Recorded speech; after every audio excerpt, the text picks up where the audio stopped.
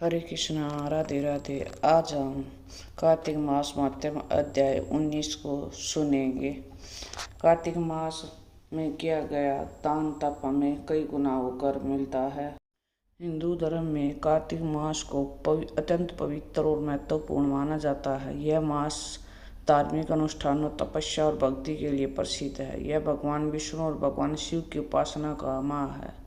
इस मास में की गई पूजा, व्रत और दान विशेष फल मिलता है। पुराणों में कार्तिक मास की महिमा का विस्तृत वर्णन मिलता है, जिसमें कार्तिक मास माता का महत्वपूर्ण स्थान है। कार्तिक मास माता की कथाओं में धार्मिक अनुष्ठानों को प्रेरित किया जाता है और जीवन में धर्म, भक्ति और पुण्य का महत्व बताया गया है।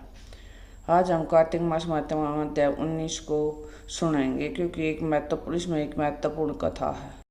कल हमने 18वें अध्याय में भगवान शिव ने भगवान विष्णु को तुलसी माता का पतिव्रत भंग करने के लिए भेजा था। आगे कथा हम अध्याय 19 में शुरू करते हैं।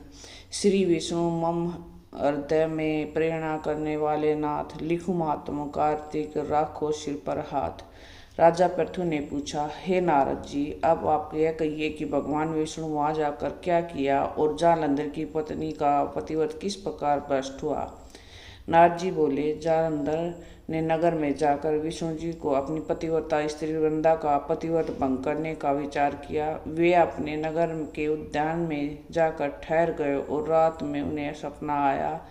यह भगवान विष्णु की माया और विचित्र कार्य पद्धति थी। और उनकी माया से जब वृंदा ने रात्रि में स्वप्न में देखा कि उसके पति नग्न होकर सिर पर तेल लगाए महिष पर चढ़े हैं, वह काले रंग के फूलों की माला पहने हुए हैं और उनके चारों ओर हिंसक जीव है, वह सिर मुंडाए हुए अंधकार में दक्षिण दिशा की ओर जा रहा है। उसने नगर को अपने साथ समुद्र में डूबा हुआ और बहुत से स्वप्न देखे। जल्द वह सपने को विचार करने लगी।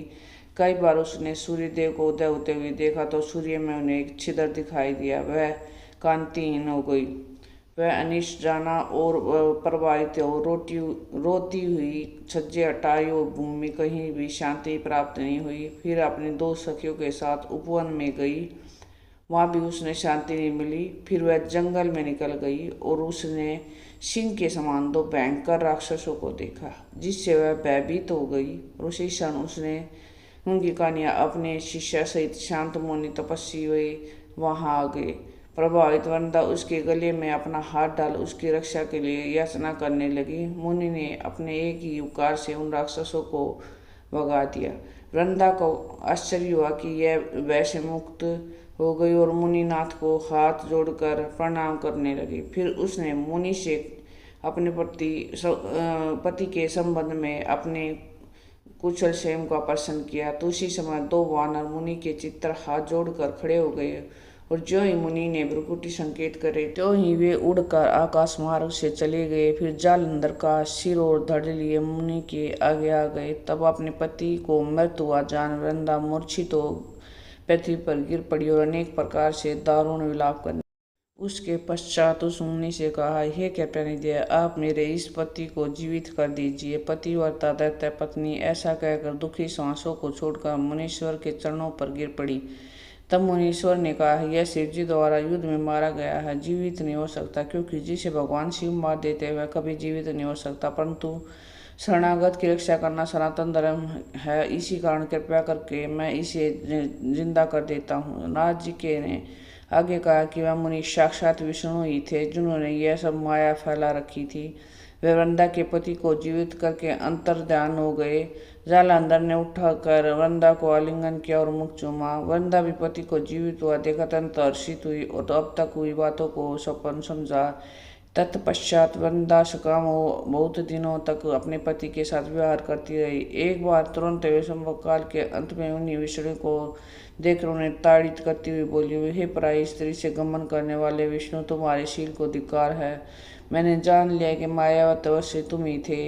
इस प्रकार कहकर कुपित और पतिव्रता वृंदा ने अपने तेज को प्रकट करते हुए भगवान विष्णु को शाप दिया, तुमने माया से दो राक्षस मुझे दिखाए थे, वही दोनों राक्षस किसी समय तुम्हारी स्त्री को हरण करेंगे। सर्पेश्वर जो तुम्हारा शिष्य बना है, यह भी तुम्हारा साथी रहेगा। जब तुम अपनी स्त्री के विरह से दुखी होकर विचरोगे उस समय वानर ही तुम्हारी सहायता करेंगे।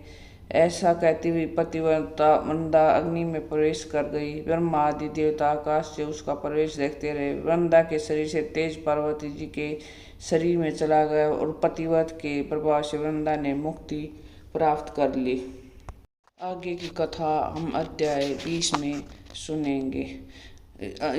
शास्त्रों में भी कहा गया कि हमें हर समय भगवान का नाम जाप करते रहना चाहिए, क्योंकि नाम जाप करके हम शक्ति, मुक्ति, भक्ति सब कुछ प्राप्त कर सकते हैं। शास्त्रों में बताया कि ये जीवन क्षणभंगुर है, अभी नहीं। क्षणभंगुर है जीवन पगले, ले ले प्रभु का नाम रे, न जाने देह का पंछी कब जाए प्रस्थान रे।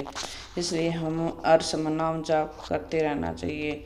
हर सांस के साथ हर समय, हर पल, हर भाव से नाम जाप करते रहिए। हरे कृष्णा कृष्णा कृष्णा हरे हरे, हरे राम राम राम हरे हरे।